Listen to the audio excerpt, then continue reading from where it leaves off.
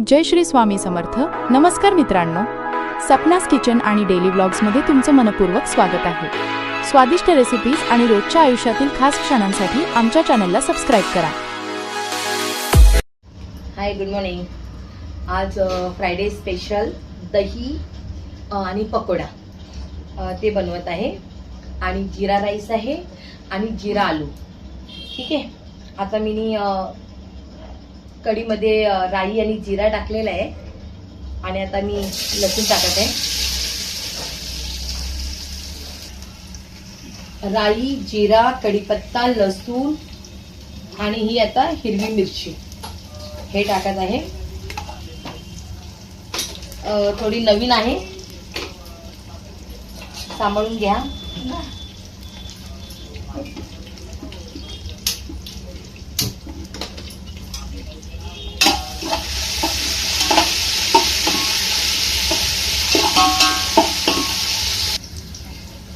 हा, आता मिरच्या चांगल्यापैकी फ्राय झाल्या, पाहू शकता. मिरची, कढीपत्ता, लसूण व्यवस्थित झाले. आता मी ह्याच्यामध्ये 1 चम्मच आणि अजून थोडंसं, हे मला जास्ती, कारण की माझी जास्ती क्वांटिटी असते म्हणून मला जास्ती बनवावं लागतं. तुम्ही तुमच्या घरात थोडंसं तर तुम्ही अर्धा चम्मचही टाकू शकता. ठीक आहे. आता ह्याच्यामध्ये मी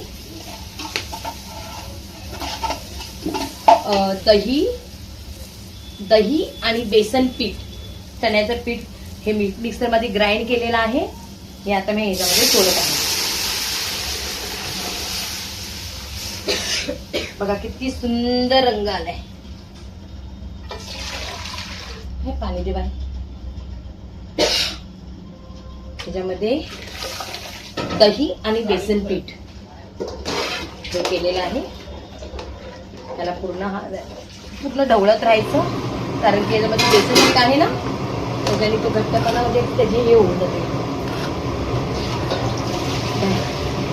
एकदा उकळी आली किंवा नाही, नंतर नाही ढवळलं तरी चालतं. आता ढवळावं लागेल. बघा किती सुंदर रंग आलाय. याच्यामध्ये मी, कारण की 1.5 किलो दही होती, 1/2 किलोच्या थोडा वरती, म्हणजे 700-750 ग्राम बेसन पीठ होतं. मी सांगितलेलं ना अगोदर की 100 लोकांची क्वांटिटी असते म्हणून मला तेवढं बनवावं लागतं. माझी मेस आहे.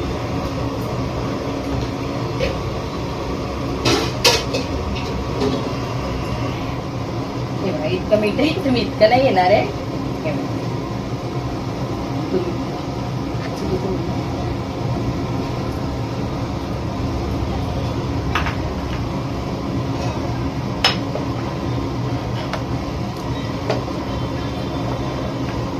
तुमची क्वांटिटी थोडी असेल, 2, 3, 4 लोकांची, त्याच्यासाठी तुम्ही तुमच्या अंदाजाप्रमाणे मीठ टाकू शकता.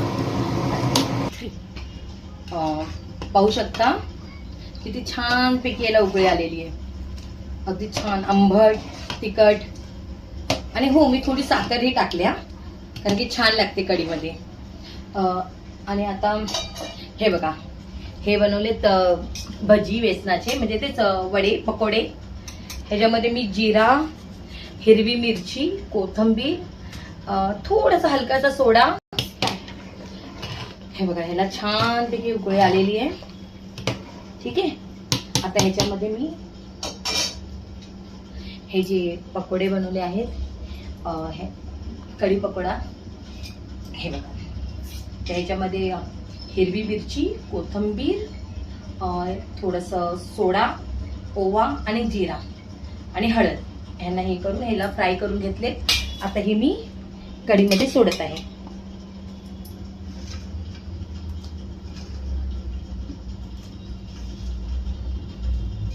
उकळी आल्यानंतरच सोडायची.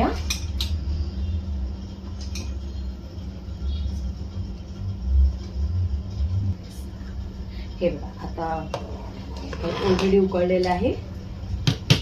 मी आता गॅस बंद करत आहे, कारण की नाहीतर आणि ह्याच्यावर छानपैकी कोथिंबीर पेरत आहे. गॅस बंद केला, कारण की जास्त उकळून नाही द्यायचं, नाही तर पकोडे पूर्ण नरम होऊन जातील, तुटून जातील, मॅश होऊन जाईल. ठीक आहे.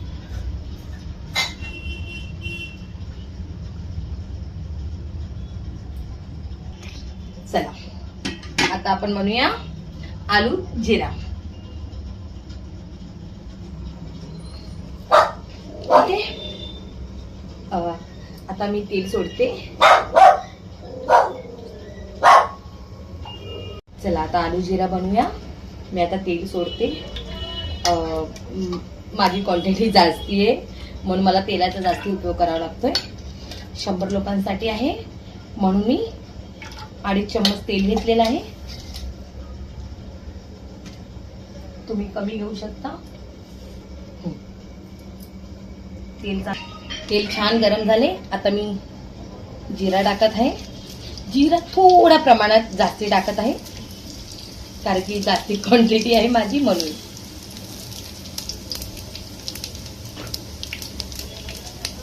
आलू जिरा बनवत आहे ना मी.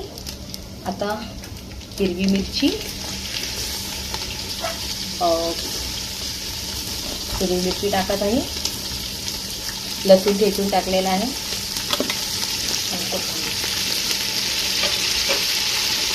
आणि हे हिंग आहे, छान लागतं, पचनासाठीही चांगलं असतं.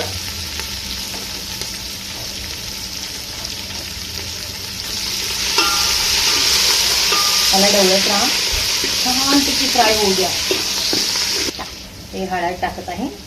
आणि हो, मी राई नाही टाकला, कारण की हे जिरा आलू आहे म्हणून ह्याच्यामध्ये फक्त जास्त प्रमाणात जिराच यूज होतो, वापर होतो. ठीक आहे. आता बघा, आणि मी बटाटे अगोदरच तुकडे करून त्यांना बॉइल केलेत.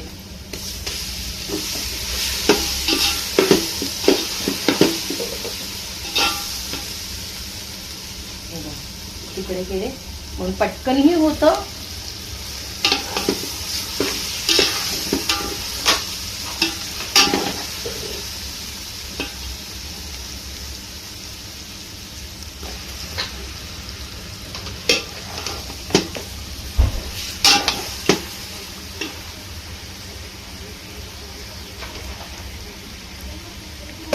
संपूर्ण टाकते.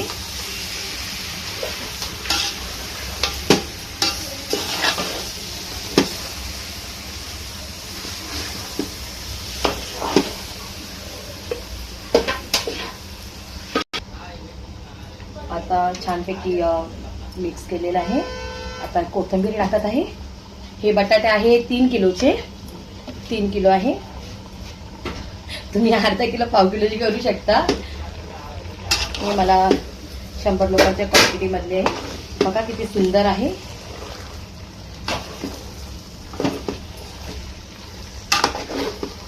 ह्याला तुम्ही मस्त छानपैकी चपाती, पुरी, पराठे, ह्याचे पराठेही छान होतात.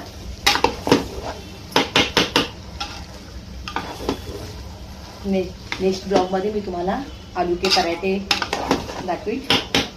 फॉलो करा तुम्ही. तुम्हाला छानपैकी नवीन नवीन रेसिपी दाखवीन. झाली, ही रेडी आहे आता. आणि नंतर मी तुम्हाला सर्व करून दाखवीन.